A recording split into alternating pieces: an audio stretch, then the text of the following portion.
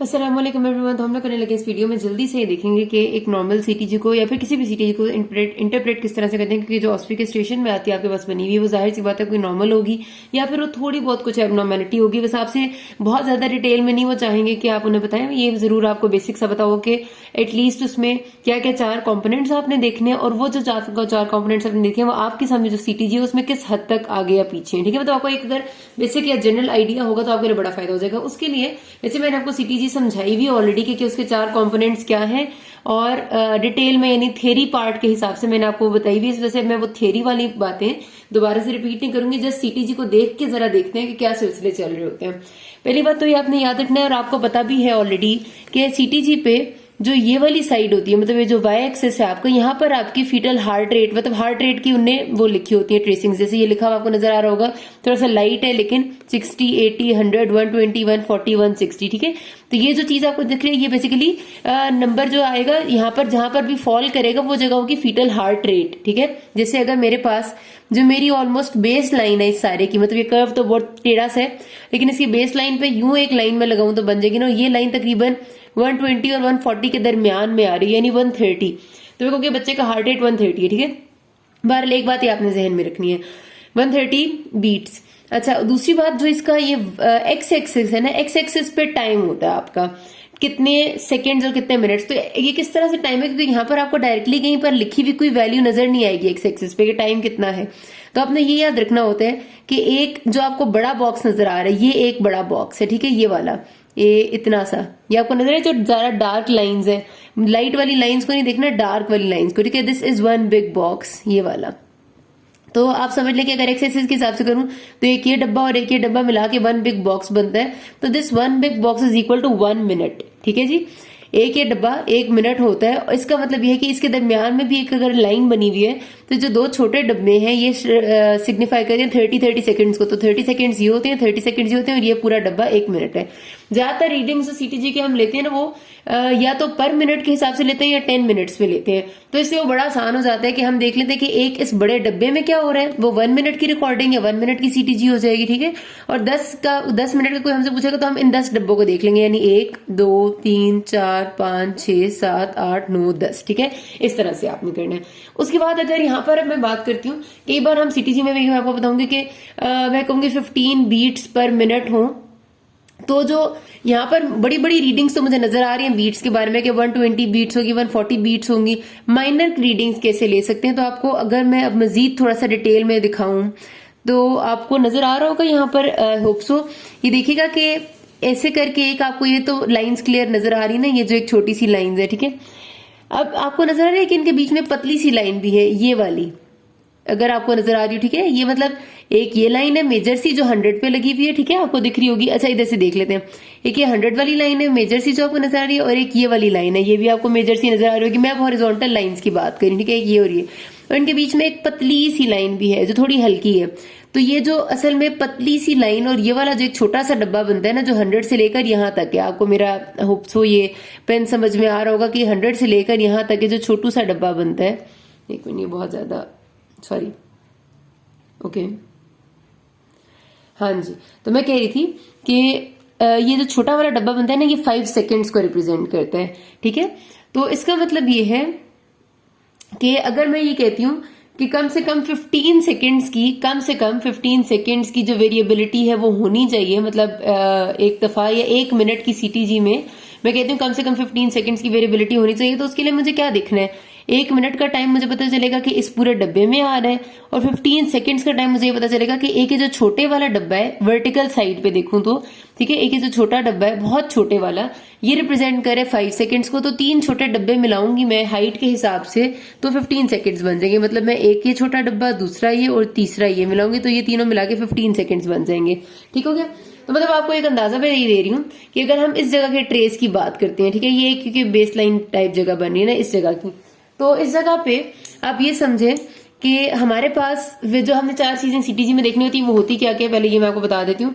वो 4 चीजें में हमारे पास सबसे पहले आता है कि फीटल हार्ट रेट क्या है वो देखना है आपने। ठीक है, baseline foetal heart rate क्या होता है।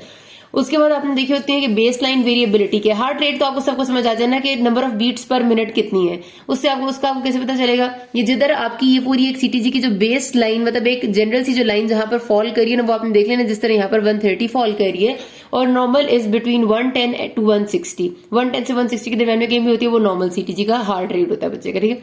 अच्छा, हार्ट रेट के बाद जो अगली आपने चीज देखनी होती है बेसलाइन वेरिएबिलिटी। बेसलाइन वेरिएबिलिटी का मतलब ये होता है कि बच्चे की जो हार्ट बीट है ना, वो बीट टू बीट वेरी करती है थोड़ी बहुत, ठीक है, बहुत थोड़ी बहुत वेरी करती है बीट टू बीट। और हर मिनट में जो बच्चे की हार्ट रेट होता है, उसके हर मिनट में उसकी, अब हमने बात की है कि एक मिनट में बच्चे की हार्ट रेट कितनी दफा आ रहा है, 140 टाइम्स, 150 टाइम्स या 130 टाइम्स हमारी सीटीजी में आ रहा है। तो इसका मतलब है कि एक मिनट में बच्चे की हार्ट 130 टाइम्स बीट कर रहा है। तो वो जो 130 टाइम्स बच्चे का हार्ट एक मिनट में बीट कर रहा है ना, होना ये चाहिए कम से कम उनमें उस जो 130 बीट्स एक मिनट में आ रही हैं, उनमें से कम 15 से 25 बीट्स ऐसी होनी चाहिए जो बेस लाइन से थोड़ी सी वेरिएट करें। मतलब अब अगर बच्चे की सीटीजी में बना दूं बिल्कुल यूं सीधी ऐसे करके, तो वो तो मतलब है कि एक ही बिल्कुल सीधी लाइन पे चल रही है और कोई वेरिएबिलिटी नहीं आ रही उनमें, ठीक है। वेरिएबिलिटी आना इस वजह से जरूरी है क्योंकि ये चीज बच्चे के एक्टिव सीएनएस के सिस्टम, सारे सेंट्रल नर्वस सिस्टम को, उसके ऑटोनॉमिक नर्वस सिस्टम को, उसके सारे कीमो सेंसिटिव मैकेनिज्म्स को शो करती है, ठीक है। ये नॉर्मल बात होती है। तो वेरिएबिलिटी सिंपली ये है कि कम से कम एक मिनट में बच्चे की जो सीटीजी है उसमें थोड़ी बहुत वेरिएशन ऊपर नीचे होनी चाहिए। कम से कम कहते हैं कि 15 बीट्स एक मिनट की ऐसी होनी चाहिए, 15 से 25, 15 टू 25 जो वेरिएशन शो करिए। अब ये किस तरह से आपको पता चलेंगी, अभी मैंने आपसे कहा है कि बीट्स जो नजर आ रही है वो इन छोटे डब्बों में नजर आ रही है। छोटे डब्बों से मुराद है कि ये वाला छोटा डब्बा, फिर अगला छोटा डब्बा, फिर उससे अगला छोटा डब्बा, ठीक है। उनने कहा कि कम से कम 15 से 25 के दरमियान हो। तो हमने देखना है कि 15 बीट्स में वेरिएबिलिटी आ रही है नहीं आ रही। अब देखें, एक मिनट तो हम हॉरिजॉन्टल एक्सिस में देख लेंगे ना, ये एक मिनट है मेरा, ठीक है, बड़ा वाला डब्बा।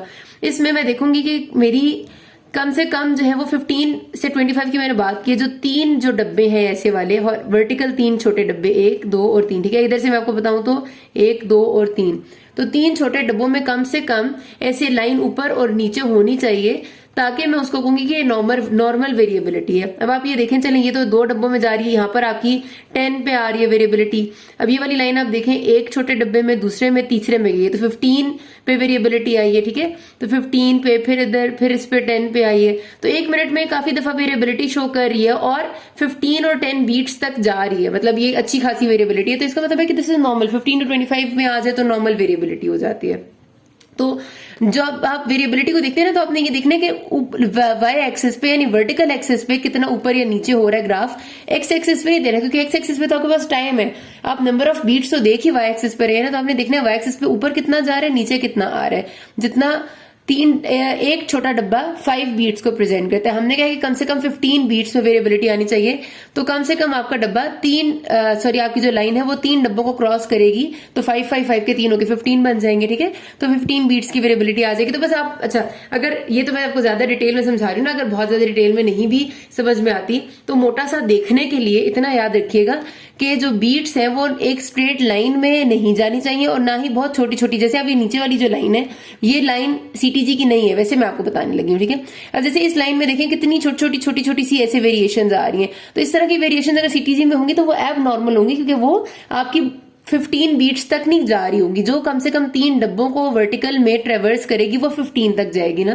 तो इस वजह से आपने देखना है कि वो अच्छी खासी ऐसे ऊपर नीचे होनी चाहिए वेरिएबिलिटी। तो ये हो गया हमारा दूसरा फीचर बेसलाइन वेरिएबिलिटी का। फिर तीसरा फीचर जो होता है सीटीजी का, वो होता है, आपको पता है, एक्सेलरेशंस। एक्सेलरेशंस कहते हैं कि ये भी नॉर्मल बात है, अगेन बच्चे की हार्ट बीट में कहते हैं कि कम से कम आपके अच्छी बात ये होती है कि 20 मिनट्स में 2 एक्सेलरेशंस तो होना, मतलब कम से कम इतना तो हो, लेकिन इससे ज्यादा भी हो जाएंगी तो वो एब नॉर्मल नहीं होंगी, ठीक है। अच्छा, अब उसके लिए आपने क्या करना है, एक्सेलरेशन क्या होती है कि आपका जो हार्ट रेट है वो एकदम से एक्सेलरेशन नाम पता चल रहा है तेज हो रहा है, ठीक है। तेज होने का मतलब ये है कि वो वहां पर अपनी नंबर ऑफ बीट्स भी ज्यादा आएंगी उसकी एक पर्टिकुलर टाइम में, और उसकी जो वेरिएबिलिटी है वो भी बढ़ जाएगी, ठीक है। मतलब वो ज्यादा एकदम से ऊपर हो जाएगा, नंबर ऑफ बीट्स ज्यादा आएंगी ना। अब आपको पता है कि यहाँ पर हमारे पास नंबर ऑफ बीट्स जब भी इस सीटीजी पे ज्यादा आनी चाहिए, तो क्योंकि यहाँ पर देखे ना ऊपर की तरफ बीट्स ज्यादा हो रही है ना, 140, 160, 180 ऊपर की तरफ जाते जाओ तो बीट्स ज्यादा होती जाती है। इसका मतलब है कि जब भी एक्सेलरेशन आएगी और बीट्स ज्यादा होंगी तो ग्राफ को ऊपर की तरफ ऐसे करके जाना चाहिए। तो एक्सेलरेशन की अगर डेफिनेशन की बात की जाए तो कहते हैं कि कम से कम एक्सेलरेशन कोई भी तब डिफाइन की जाती है जब कम से कम वो 15 सेकंड से ज्यादा का टाइम हो उसका। 15 सेकंड से ज्यादा का टाइम कैसे पता चलेगा? मैंने आपको बताया कि ये जो एक छोटा डब्बा हॉरिजॉन्टल में है, ये वाला जो एक छोटा डब्बा है, it is equal to 30 seconds, और एक बड़ा डब्बा 1 मिनट का है। तो कम से कम एक्सेलरेशन तब होती है जब 15 सेकंड से ज्यादा की हो, यानी एक छोटा डब्बा कम से कम पूरा हो। ठीक है, एक छोटा डब्बा कम से कम पूरा हो जाएगा एक्सेलरेशन का, तो इसका मतलब है कि 30 सेकंड्स हो जाएंगे, एंड 30 सेकंड्स इज नॉर्मल। ठीक है, एक्सेलरेशन कम से कम 15 सेकंड से ज्यादा की होनी चाहिए, ज्यादा की। तो अगर वो एक छोटे डब्बे को ट्रेवर्स कर जाएगी तो इसका मतलब है 30 तो उसने कर लिए, तो इट्स फाइन। तो टाइम में 15 सेकंड से ज्यादा होनी चाहिए एक्सेलरेशन। और बीट्स की बात की जाए तो कम से कम 15 बीट्स पर मिनट से ज्यादा की एक्सेलरेशन होनी चाहिए। 15 से ज्यादा से वही मुराद है कि कम से कम जो 3 छोटे डब्बे हैं उनसे ज्यादा हो जानी चाहिए ऊपर। जो हमने नॉर्मल वेरिएबिलिटी की बात की थी, वो हमने कहा था कि 15 यानी 3 छोटे डब्बे भी होंगे तो इट्स फाइन। मतलब अगर 3 छोटे डब्बों में ऐसे एक वर्टिकल लाइन आ जाएगी जैसे ये आ रही है तो इट्स नॉर्मल वेरिएबिलिटी। लेकिन एक्सेलरेशन के लिए 3 छोटे डब्बों से उसको ऊपर जाना लाजमी है और 15 सेकंड से ज्यादा टाइम के लिए रहना लाजमी। जैसे आप इसको देख लें, कितने टाइम के लिए, तकरीबन इस यहां से शुरू हो रही है और इस डब्बे के एंड तक जा रही है, तो तकरीबन आप समझ लें कि नियरली 1 मिनट, 1 मिनट से थोड़ा सा कम या नियरली 1 मिनट की एक्सेलरेशन है ये। और इट इज गोइंग 1 2 3 4 5 6, तकरीबन 6-7 छोटे डब्बों को ये ट्रेवर्स कर रही है, यानी काफी ऊपर इसकी वजह से बीट्स काफी ऊपर जा रही है, ज्यादा हो रही है बीट्स। तो इसका मतलब है कि ये नॉर्मल एक्सेलरेशन है। और ऐसी एक्सेलरेशन कम से कम आनी चाहिए, समझ लें कि इट्स लाइक आपने लिखना ये होता है कि एटलीस्ट 2 कॉन्ट्रैक्शंस इन 20 मिनट्स होनी चाहिए, दीज आर नॉर्मल। अच्छा, उसके बाद फिर आ जाती है आखिरी चीज, डिसेलरेशन। डिसेलरेशन भी वही बात है, उसका क्राइटेरिया भी यही है कि जब नीचे की तरफ मूव करेगा तो वो डिसेलरेशन होगा, और वो भी जब होगी तो ये होती है कि कम से कम डिसेलरेशन होनी चाहिए for 15 seconds and it should be more than 15 beats per minute. जैसे अब ये नीचे देखें ग्राफ गया हुआ है, लेकिन ये 15 सेकंड्स के लिए भी नहीं है क्योंकि ये एक छोटे डब्बे में भी पूरा नहीं आ रहा, और इसने 1 2 और तीसरे पूरे डब्बे को भी कवर नहीं किया हुआ, तो ये 15 बीट्स पर मिनट तक भी नहीं है। तो इसलिए this is not a deceleration. Deceleration इस ग्राफ में है ही नहीं कहीं पे। ठीक है, डिसेलरेशन होती है कि 15 बीट्स पर मिनट से ज्यादा हो और 15 सेकंड्स के लिए, वही जो एक्सेलरेशन है।